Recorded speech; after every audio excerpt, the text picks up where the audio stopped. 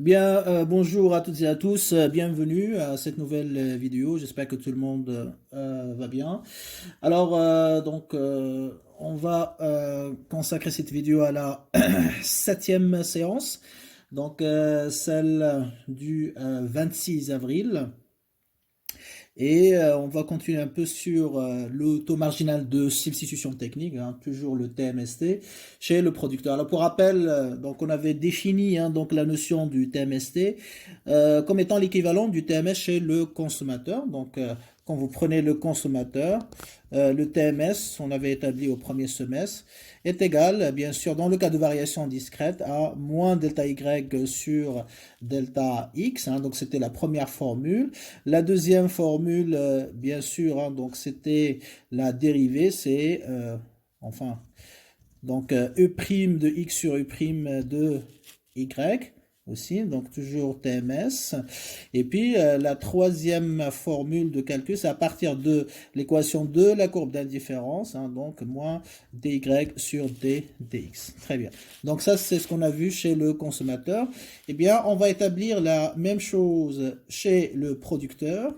Donc le TMST, dans le cas de variation discrète, ça sera aussi égal, ce qu'on a démontré la dernière séance, moins delta K, donc delta K remplace delta Y, et delta L remplace delta X tout simplement. Et donc on retrouve voilà le même rapport juste avec des variables différentes, puisque à la place des biens de consommation, on a les inputs, les facteurs de production. D'accord? Très bien. Donc on avait expliqué pourquoi on divise delta K par delta L, parce que justement c'est la règle de 3. Hein, pour une variation de L, donc il faut, par exemple, pour augmenter la quantité de travail d'une certaine quantité, il faut baisser le capital d'une certaine quantité, mais pour augmenter delta ou L d'une unité supplémentaire, c'est la définition même du TMST, il faut une certaine baisse, d'accord, de la quantité de capital. Donc le TMST indique toujours, hein, donc si vous voulez, à quoi est égal delta K,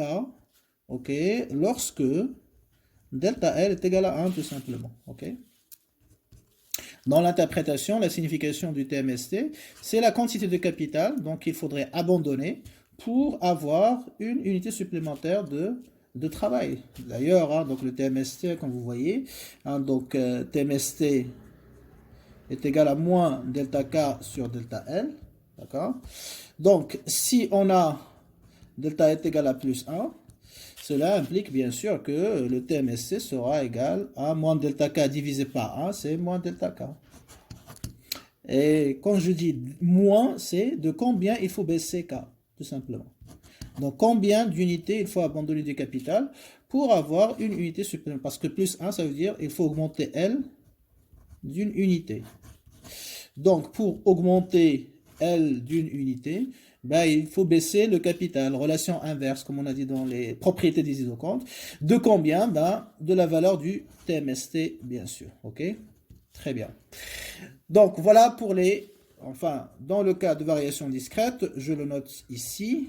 Ok? Eh bien, le TMST, toujours, est égal au rapport de la variation du capital sur celle du travail. Bien sûr, quand je dis delta K, c'est valeur finale moins valeur initiale du capital sur la valeur finale de L moins la valeur initiale de L. Très bien, allez, on va enchaîner avec une application pour fixer toutes ces idées-là. Ok. Alors, quand est-ce que j'utilise justement donc le TMSC avec delta? Je travaille avec delta lorsque j'ai des combinaisons ou lorsque j'ai des valeurs finales et des valeurs initiales. Okay. Ou si vous voulez aussi lorsque on me donne la variation du capital, la variation du travail, hein, donc dans des phrases ou dans des mots-clés. Donc je peux en déduire à quoi est égal delta K, delta L. Très bien. Alors, la première application, on va calculer le TMST entre les combinaisons productives, d'accord? Soit un producteur, donc on va supposer qu'on a un producteur qui va se déplacer, d'accord? Qui va se déplacer entre quatre combinaisons, entre quatre points, si vous voulez, entre quatre points.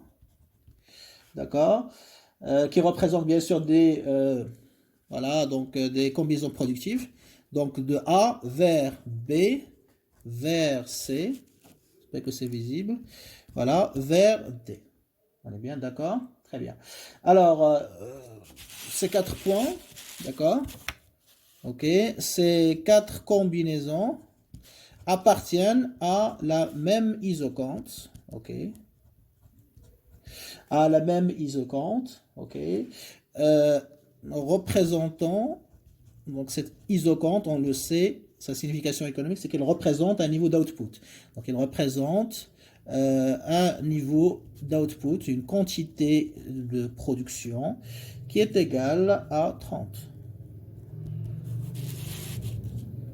Ok? Donc les combinaisons, ils ont la structure suivante. Donc 16,1 pour A. B, donc c'est 13,2. C, c'est 9,4. Et D, donc ça sera 6,6. Ok, très bien. Donc il va se déplacer de A vers B, et de B vers C, et de C vers D. Très bien. Question maintenant. Calculer les TMST, voilà, entre ces combinaisons. D'accord? Deuxième question. Donc, soit la combinaison E, donc 4, 1, ok, avec QE est égal à 20. Donc, elle permet d'obtenir une quantité d'output qui est égale à 20. Calculer. Donc, étant donné ces informations, donc calculer le TMST DE entre les deux points ou les deux combinaisons D et E. Et troisième question, dernière aussi, sachant que, ou supposons maintenant que le producteur va se déplacer de D vers G, donc supposons que le producteur va se déplacer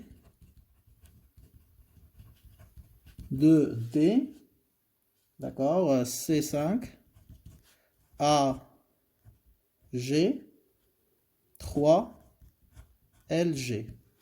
On ne connaît pas la quantité ou la valeur de travail, la quantité de travail dans la combinaison G sur la même isoquante. D'accord? Donner ou chercher la valeur manquante. Donc, c'est-à-dire LG. Sachant, donc information supplémentaire, qu'à partir du point D, d'accord, de D, pour se déplacer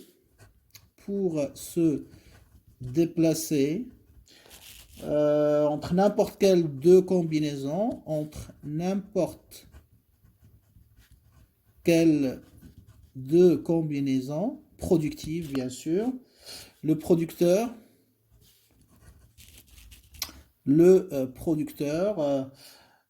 substitue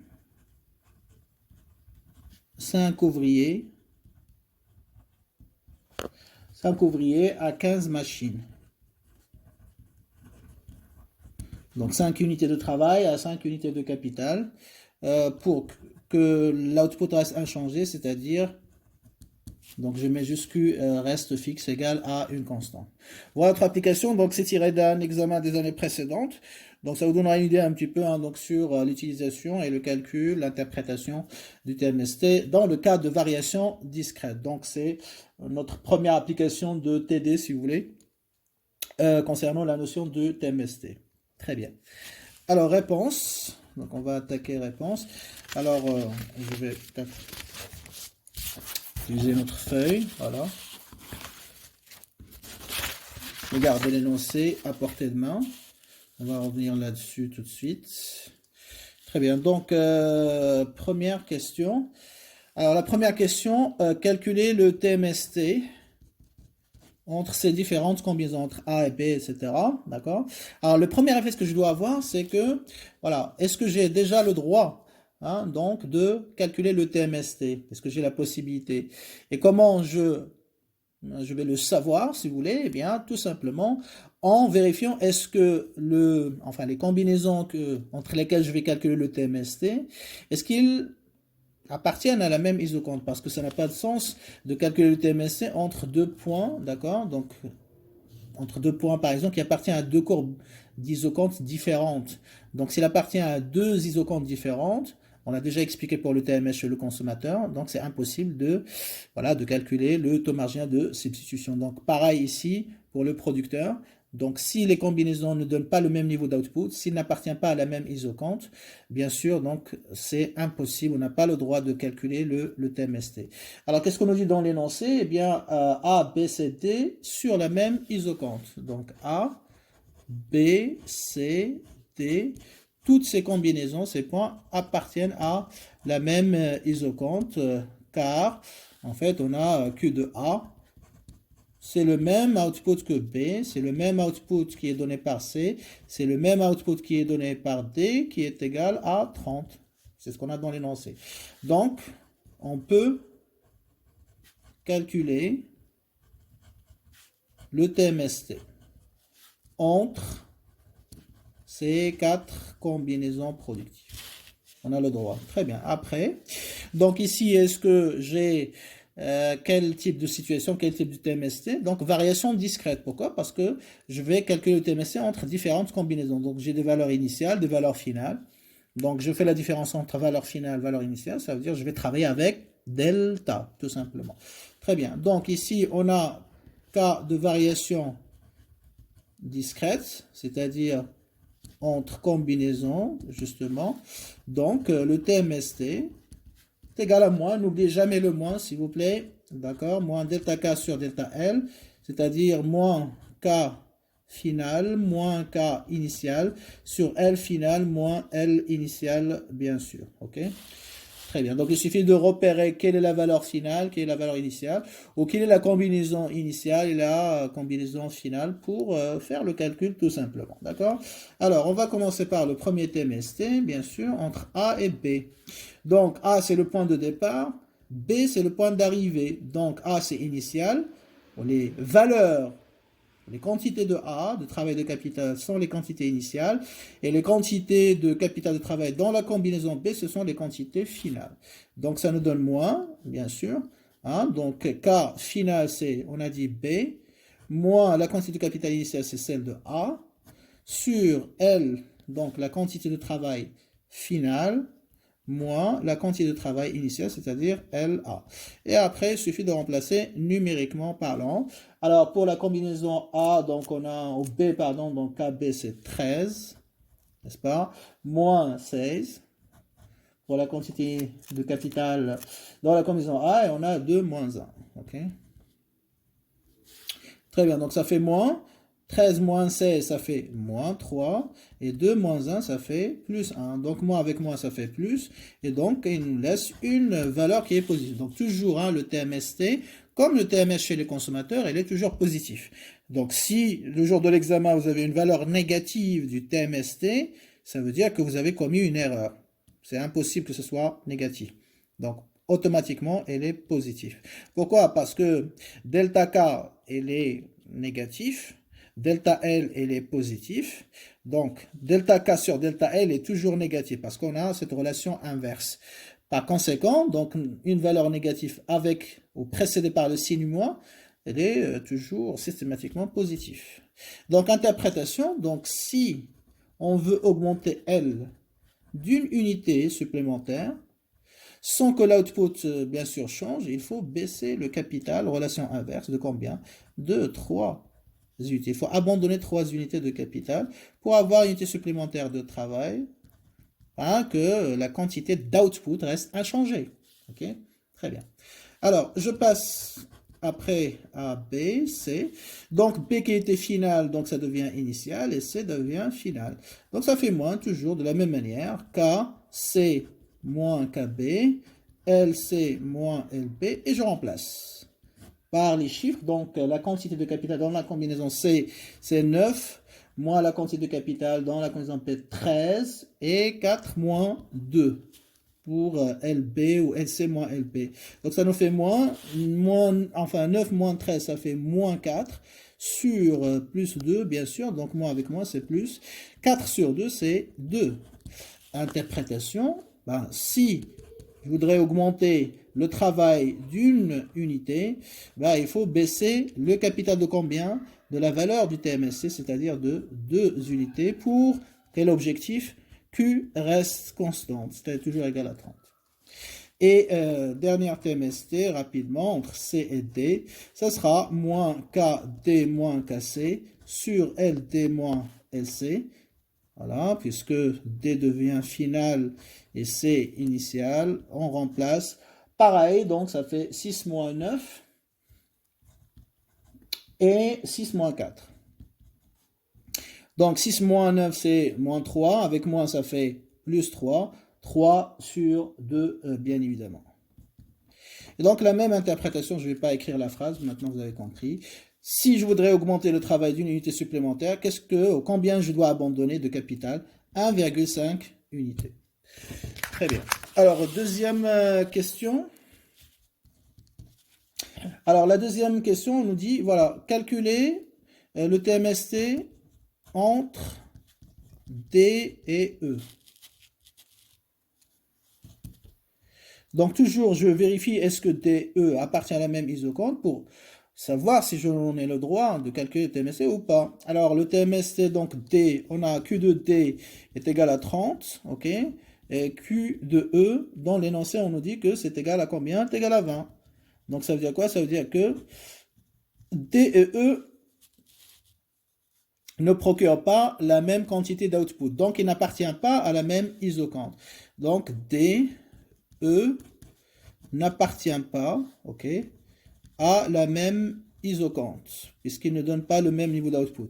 Par conséquent, donc c'est impossible. Hein. Donc, c'était une question, on va l'appeler question piège, mais c'est pas très compliqué, donc c'est facile. Et pourtant, il y avait des gens qui ont commencé voilà, de manière aveugle à calculer le TMST sans savoir déjà est-ce qu'ils en ont droit ou pas. Donc toujours essayer d'être attentif et prudent le jour de l'examen. Donc impossible de calculer tout simplement TMST DE. Donc toujours hein, graphiquement si vous voulez. Donc LK. Donc A et B ici. Je peux calculer le TMSC parce qu'il appartient à la même isoconte. Parce que par définition, le TMSC c'est quoi? C'est combien il mesure, il indique de combien je dois baisser le capital pour augmenter le travail afin de rester sur la même isoconte. D'accord? C'est-à-dire garder l'output inchangé. Donc il faut que les deux combinaisons, les deux points appartiennent à la même isoconte. Donc A, TMST, A, B est possible. Voilà. Mais si on me donne, enfin on me demande de calculer le TMST entre A et C, qui appartient à une autre isoconte différente, donc bien sûr c'est impossible. Pourquoi? Parce que le niveau d'output est différent, hein, donc il va changer. Donc TMST entre A et C, bien sûr, impossible. Donc faites attention, ok? Très bien. Troisième, vous n'êtes pas obligé de justifier ça par le graphique le jour de l'examen. Il suffit juste d'écrire que, voilà, est-ce qu'ils ont, enfin, ils n'ont pas le même niveau d'output ici. Donc, ils n'appartiennent pas à la même isoconte. Par conséquent, impossible de calculer le TMST. Troisième, dernière question. Alors, là, on vous demande de calculer le TMST entre D et G. Donc, on vérifie d'abord ce qu'on vient d'expliquer. Donc, DG, est-ce qu'il appartient à la même isoconte? Oui, hein, parce qu'on nous dit sur la même isoconte. Donc, D, G appartiennent à la même courbe. Donc, le TMST est possible. N'est-ce pas? Voilà, est possible. Très bien. Alors, ici, donc, on cherche LG. C'est la valeur qui manque. Donc là, comment je vais trouver LG? Donc je me pose la question, quelle est la formule qui contient LG? Donc ça, LG c'est quoi? C'est la quantité de travail, d'accord? Hein, contenue dans la combinaison G. J'ai la quantité de capital et de travail contenue dans la combinaison D. Alors quelle est la formule qui utilise les quantités de travail et de capital dans les deux combinaisons? Sachant qu'on est dans le cas du TMST, bien évidemment, eh bien, c'est l'expression du TMST. L'expression du TMST est égale, justement, à la valeur finale moins la valeur initiale. On me dit que je me déplace du point D vers G. Donc, ça veut dire quoi? Ça veut dire que le point initial, le point de départ, c'est D. Et le point d'arrivée final, donc, c'est G. Par conséquent, donc, en utilisant l'expression du TMST, qui contient effectivement un G, je peux en déduire la valeur qui manque. Ok? Alors, bien sûr, pour avoir SG, il faut aussi que je connaisse la valeur du TMST. Si je n'ai pas la valeur, parce qu'il ne suffit pas d'avoir l'expression du TMST, parce que l'expression du TMST DG, c'est quoi? TMST D vers G est égal à moins. Donc, K, donc c'est delta K. K final, c'est KG. K initial, c'est D. L final, c'est LG. Et L initial, c'est LD. Donc, je connais l'expression du TMST, ok? Mais si je ne connais pas à quoi est égale toute cette expression, la valeur, ça ne sert à rien parce que je ne peux pas avoir la valeur de LG. Alors, comment je peux obtenir justement donc, la valeur du TMST? Donc, je reviens à l'énoncé. Alors, qu'est-ce qu'on me dit dans l'énoncé? On me dit que à partir, hein, donc voilà, je remets donc l'énoncé. Donc, donner la valeur manquante, sachant qu'à partir de D, ok, à partir du point D, pour se déplacer entre n'importe quelle deux combinaisons, le producteur, qu'est-ce qu'il fait? Il substitue 5 ouvriers à 15 machines pour que l'output reste inchangé. Et chaque fois que vous avez, pour que l'output reste inchangé, ça veut dire que vous avez voilà, le TMST juste à côté, d'accord? Alors, ici, quand je dis substitue 5 ouvriers, ça veut dire quoi? À 15 machines. Ça veut dire que je remplace 15 machines par 5 ouvriers. Et non pas l'inverse, hein, parce que substituer, ça ne veut pas dire c'est remplacer, mais le sens de l'utilisation du verbe, il se fait dans le sens inverse. Je vous explique, hein, enfin je l'ai déjà expliqué, mais bon, je vais faire un rappel, hein, parce qu'il y a plein d'étudiants qui commettent cette erreur. Donc quand je dis remplacer A par B, hein, quel que soit A ou B, on s'en fout. Donc remplacer A, ou j'aurais pu mettre X ou Y. Donc remplacer A par B. Donc si je voudrais utiliser le verbe substituer, bien sûr, substituer, ça veut dire remplacer. Mais je ne vais pas dire substituer A à B. D'accord? Donc j'utilise en fait, ou j'inverse l'ordre, d'accord, des deux, hein, donc enfin des deux choses ou des deux objets ou des deux variables, hein, donc je cherche effectivement à remplacer. Donc je ne vais pas dire substituer A à B, mais l'inverse, c'est-à-dire je vais commencer par B, substituer B à A. Ok, pareil, si je dis je remplace X par Y, donc si j'utilise le verbe substituer, ça veut dire pas substituer X à Y, mais l'inverse, Y à X. Donc faites attention hein, donc à l'utilisation du verbe substituer et remplacer. Ok, même si sémantiquement parlant c'est la même chose, mais quand on utilise les variables, donc quand on utilise remplacer une variable par une autre, d'accord, quand on utilise substituer, donc on va inverser l'ordre des variables. D'accord? Très bien. Alors ici, donc, le producteur substitue, hein, d'accord, substitue 5 ouvriers à 15 machines. Qu'est-ce que ça veut dire? Bah, pareil, hein, donc lorsque vous avez substitué, vous voulez passer à remplacer, bah, vous inverser l'ordre, bien sûr, des variables. Substituer Y à X, ça veut dire je remplace X par Y. Substituer B à A, ça veut dire je remplace A par B. Bah, pareil. Donc, ici, on va l'appliquer. Donc, le producteur, ça veut dire que le producteur remplace. Donc, je ne vais pas écrire remplace 5 ouvriers par 15 machines. C'est faux, hein. C'est l'inverse, hein. Donc, le producteur remplace 15 machines par 5 ouvriers. Ça veut dire quoi? Ça veut dire qu'il va abandonner, d'accord? Et donc, il va abandonner 15 machines, ok? Pour obtenir, d'accord, 5 ouvriers, ok, supplémentaires. Et donc, ici, ça veut dire quoi? Ça veut dire que je baisse le capital et ici, j'augmente le travail. Donc, cela implique qu'il va baisser le capital de 15 unités pour augmenter le travail de 5 unités. Ici 15, voilà, ici 5. Donc, baisser le capital de 15 unités, ça veut dire quoi? Ça veut dire qu'on a une variation du capital qui est négative. Donc, cette variation, je la note delta. K est égal à combien? Moins pour 15. Et j'obtiens delta K. J'augmente L de 5 unités, ça veut dire que j'augmente le travail de 5 unités supplémentaires. Donc on a une variation positive du travail. Donc j'écris delta L plus 5. Voilà. Donc j'ai delta K. Delta K, qu'est-ce que ça vous rappelle? Bien sûr le TMST. Donc je peux avoir la valeur du TMST. C'est égal à moins delta K sur delta L.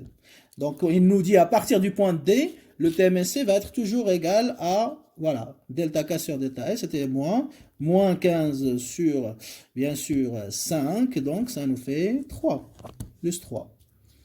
Donc à partir du point D, chaque fois que je vais me déplacer entre deux combinaisons, le TMST sera égal à 3. Donc on me donne la valeur de TMST. Très bien. Alors à partir de cette valeur, je reviens à l'expression du TMST qui m'intéresse. Okay.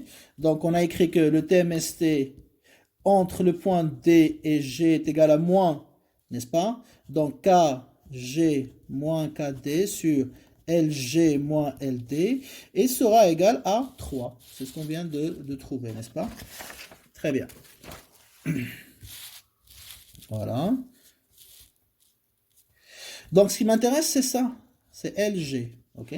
Alors comment on va le trouver? On va développer un petit peu ce qu'on a ici. Ok. Donc on va pas remplacer par les chiffres. Donc déjà on va développer l'expression. Donc ça veut dire que KG moins KD sur LG moins LD sera égal. Donc je vais multiplier les deux termes par moins 1. Comme ça je me débarrasse de moins ici. Donc moins fois moins, ça fait plus. Donc moins 1 fois moins 1, ça fait plus. Voilà. Et ici, ça va être moins 1 fois 3, ça fait moins 3. Très bien. Qu'est-ce que je cherche? LG. Donc, LG moins LD sera égal à quoi? Moins 3 sur KG moins KD. D'accord? Enfin, pardon. C'est pas ça, excusez-moi. Donc, LG moins LD, c'est l'inverse. Hein? Donc, c'est KG, n'est-ce pas, moins KD sur moins 3.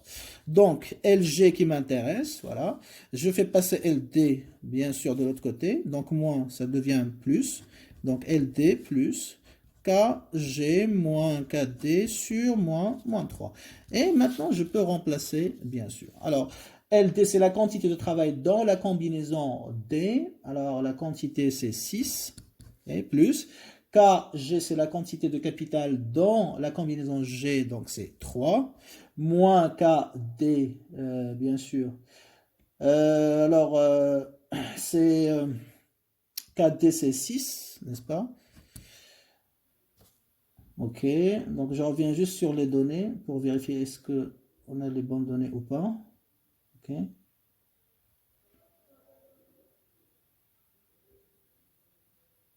Très bien. Alors,